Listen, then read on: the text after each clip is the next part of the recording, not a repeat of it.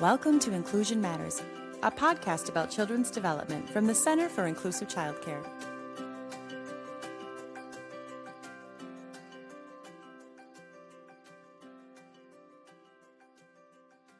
Welcome to Inclusion Matters, a podcast from the Center for Inclusive Childcare. I'm Priscilla Weigel, the Executive Director, and I'm here today with two of our wonderful CICC coaches, Angeline Kallhoff and Tari Niemeyer, and they are here to spend time with us today in a two-part podcast conversation that's really focused on positive behavior guidance and understanding behavior a little bit more and the way that we respond as caregivers, as educators to young children. And before we jump in with Tari and Angeline, I just have an announcement to make about our podcast.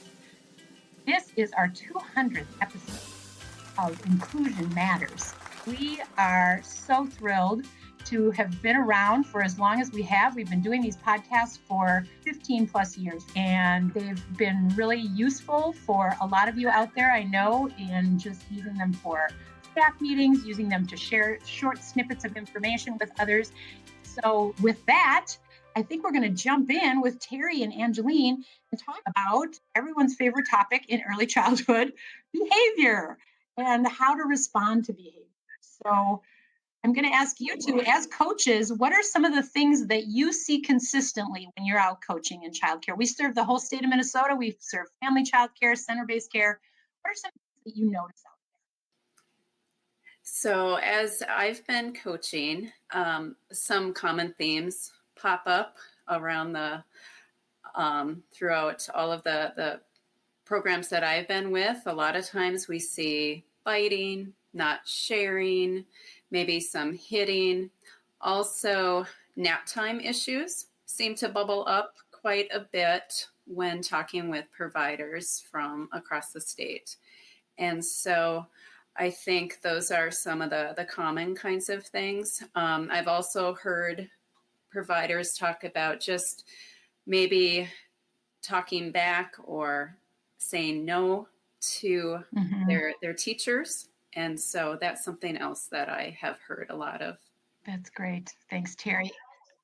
To add to that, I have heard providers also talk about just children interacting with each other, that oftentimes they have a hard time sharing.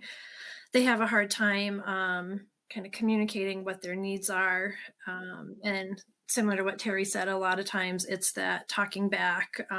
Also, I've had providers share some of that potty talk of those words that are not necessarily words that we want to hear in the childcare setting. Mm-hmm. Yeah. And I think, when you're listing those things that you mentioned, both of you, they're so common. And I think that one thing that our coaching can really do is to help folks providing care for children in whether it's family child care home or a center-based site, to help them realize, this is a common part of children's development, that they do have to sometimes push the boundaries. And that's what behavior is they're telling us what they need. And our job as that professional, as that caregiver, is to help them choose ways that are more socially appropriate, other than I want information, I want attention, so I'm going to do, potty talk, and I'm going to do some spitting at the snack table just to get everybody to look at me. Our job is to really help them understand better, well, what's a better option? Is that what you're noticing out there too, that sometimes folks just need that reminder? Yeah, most definitely. And I also think too that a lot of times kids are noticing that when they have that behavior, emotions run high. And so the energy with that response from that provider is just what they want. They want that attention. They want that loudness. They want that specific person to be like, oh my goodness, what are you doing? And so they're giving that attention to more of those negative behaviors instead of looking for those positives. Right. Yeah.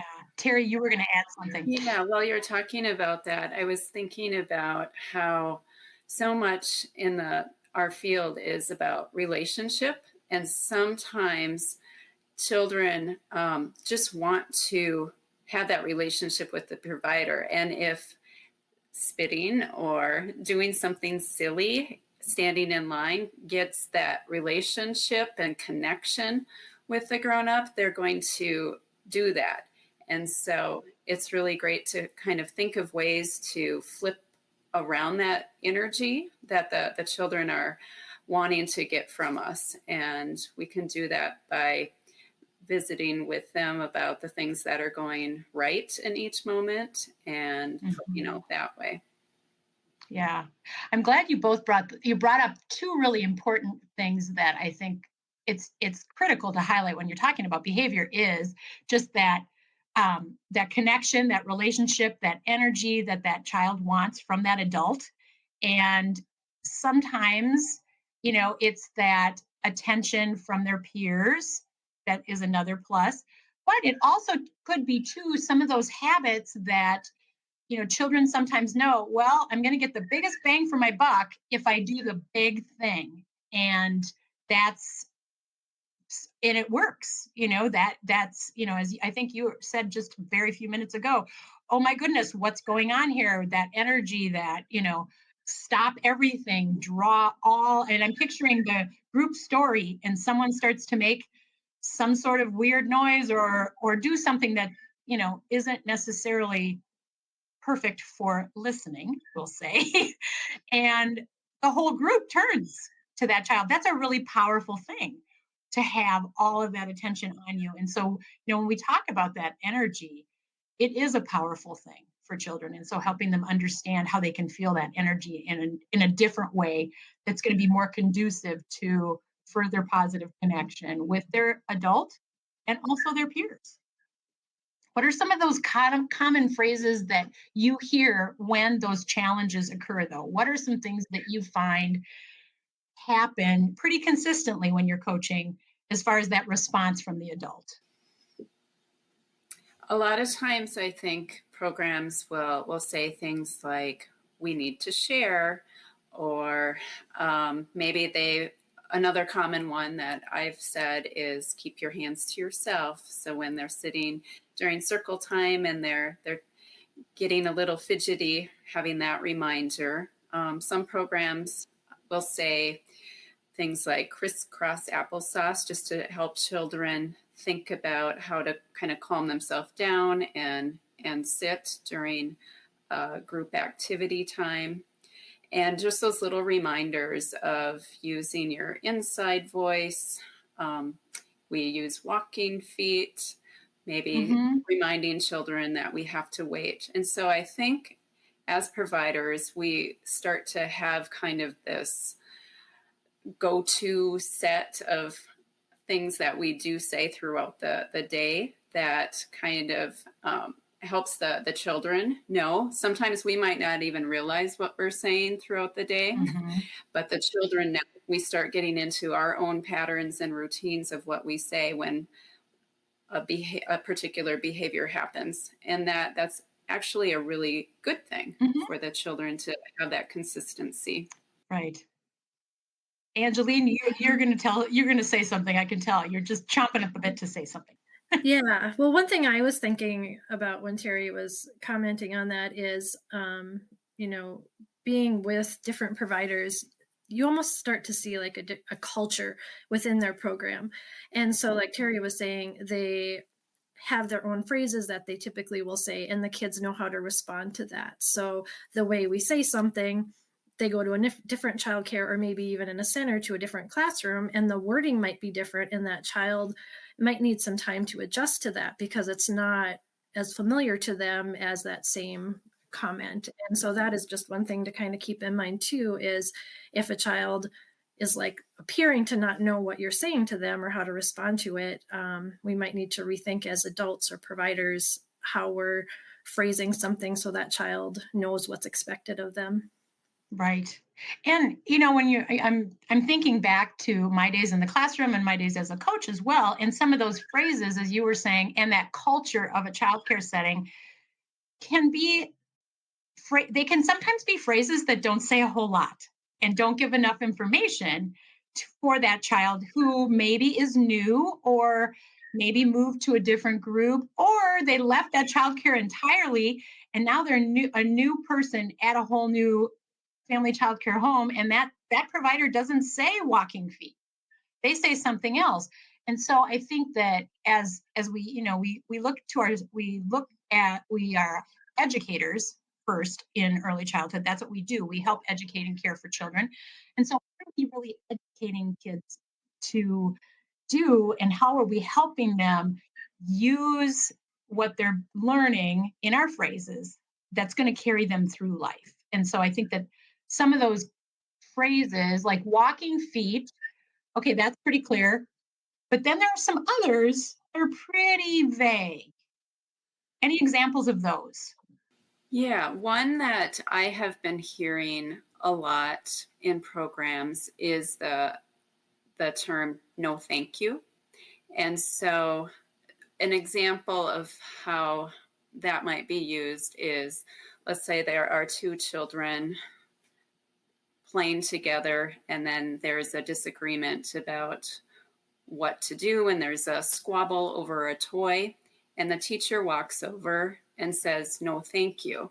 And what she's meaning is for the children to share. But the culture in the classroom, the children may know that that's what the teacher means, or the child might be really confused because up until that point, they only heard the phrase no thank you when being offered something and they didn't want to get it, and then said no thank you. And so I have been hearing, when I have been out and about, teachers seeing a behavior, maybe there is hitting or some other type of situation where the teacher does walk over and says no thank you. I have also seen children saying it to one another instead of like explaining what they want their friend to do. Instead of saying, hey, let's take turns, the child might be saying, no, thank you, no, thank you, no, thank you. And they're not having this communication that we're hoping for. Right. And so that has been something that I have noticed and have been talking with providers about. That's great. That's a great example, Tari, of just the assumption that that short phrase that an adult will say could have multiple meanings. Angeline, any other examples that kind of fit that category? Yeah, I have seen that used also. And I think what I've noticed about it is it's this standard phrase, and it's not used to replace like walking feet. It's used to replace many different phrases. And so the children don't know what that expectation is. So for example, if it's during circle time and a child is standing up and starting to leave that circle time, instead of saying, oh, it's time to sit down with our friends and listen, no, thank you. And then it might be during nap time and that child is trying to get off of their cot, and this provider will say, no, thank you. And the child really is trying to figure out, what am I supposed to do next? Because I keep hearing that phrase and there's not that second piece to it. And I've seen kids be confused and just kind of frustrated with that, especially I've seen it as early as like toddler rooms. And those children are just starting to learn what phrases mean and what they're supposed to do. And that gets to be really confusing for them. Yeah. And I think when we look at the gift of helping children to grow into being these happy, healthy human beings, the greatest gift is to help them gain communication skills. Because when you think about communication, whether it's verbal, the facial communication, whether it's physical communication of just a gentle touch or a real strong hit, all of those pieces are going to help them move out of that childcare setting into life and join the human race and be able to communicate their wants and needs effectively. And that's our job, is to help them to do what they need to do to communicate their wants and needs. That's what we want children to be able to do. And, I think that your example of using some of those open-ended kind of unclear phrases in a toddler room, especially when those little ones are just starting to understand the spoken language and how that connects to behavior and how their communication with their verbal skills can make or break a situation.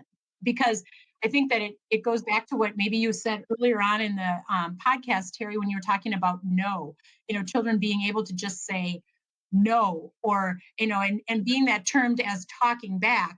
Well, us helping children to, part of that is independence, to say, no, I don't want to do that right now. But then helping them to go that next step of what's going on. What is behind that no? No, that hurts. No, that's too scary. No, I don't like that. Giving them that next phrase to attach to those terms too. Yeah, as you're talking, I just love how you're talking about the importance of adding on.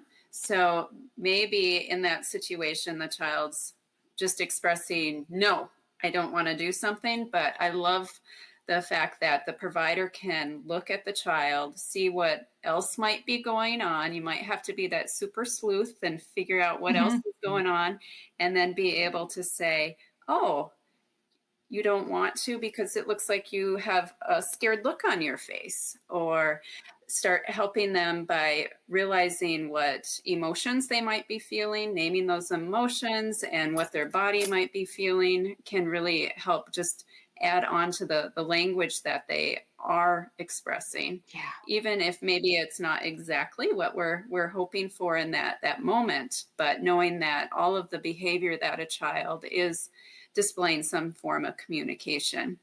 If they're not able to express the word no, flopping down on the floor is another way to express the word no. And yes, very true. So just really, Angeline and I often will say we have to be those super sleuths, just really being that detective, like what else is going on in this situation, and try to think through the eyes of the child. Maybe I'm thinking children sitting around a table with art supplies, and maybe we think it's going to be a really fun and exciting activity. We have glitter, we have glue, we have cotton balls, and a child says, no, yuck. And so just thinking about how can I help them still have fun during this moment and feel successful, and also honoring their feelings in that moment and helping them through whatever it is that they're going through, if it's a sensory kind of thing or if it is a social situation, helping the child through that. And we can add on to that language that they're trying to express through their behaviors. Definitely. That's great. That's a great reminder too, I think, because sometimes, being that guide, being that super sleuth, that's the majority of the work that we're really in that space to be doing. And sometimes it's easy to get caught up in, oh, I'm going to provide all these great experiences, and oh, I'm going to make sure that all of these things are done so that everything looks great and feels good. But if we're not helping build those skills and tools for children to take outside into the world, then we're doing them a disservice. So with that, I feel like we want to maybe wrap up this podcast and look at a part 2 as going into a little more detail about ways that we can say things in a clearer way, how we can model to children to have that emotional skill to know what those feelings are and how to talk about them out loud and communicate some of those feelings instead of flopping on the floor. Just as one example. And all of that, I look forward to having Angeline and Tari back to join us for part 2 on this great discussion related to behaviors and how important the language we use as educators and adults in their lives really can make a difference. I would love it if those of you listening out there would reach out to us on social media and, share with us some of the things that you found yourself saying as maybe some of those phrases that now as you're hearing this podcast, you're thinking, wait a second, maybe I wasn't giving enough information. We would love to know some more, how you see that information and how you have really maybe fallen into that routine, because we've all used those phrases, and it happens, and we just love to know more from you. So with that, I'm going to invite Tari and Angeline back for part 2, And thank you all for joining us for part 1 on our 200th episode of Inclusion Matters. And if you're looking for other information related to behavior, we have tip sheets, we have other podcasts, and we also have self-study courses on our website at inclusivechildcare.org. And feel free to reach out to us there and also through our social media. I look forward to having you back. Thank you, Tari and Angeline.